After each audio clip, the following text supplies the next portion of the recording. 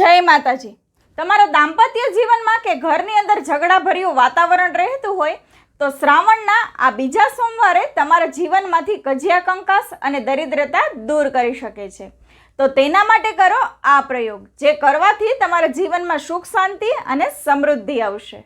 શ્રાવણના બીજા સોમવારે જો તમે એવું ઈચ્છો છો કે તમારું દાંપત્ય જીવન ખૂબ સારું અને ઘર પરિવારમાં સુખ શાંતિ બની રહે અને ઘરમાં આવતી લક્ષ્મી પણ સ્થિર થાય અને ઘરના વાસ્તુ દોષ, ભૂમિદોષ જેવા દોષોમાંથી મુક્તિ મળે અને પિતૃઓના આશીર્વાદથી ઘરમાં શાંતિ બની રહે, તો આ સોમવારના દિવસે શિવજીના મંદિરમાં બેસીને રુદ્રાભિષેક બ્રાહ્મણો પાસે કરાવવો જોઈએ।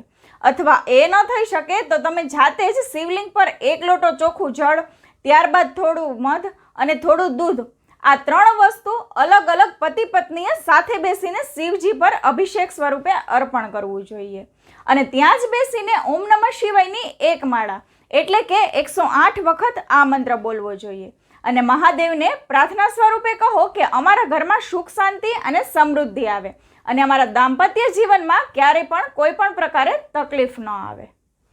જય માતાજી।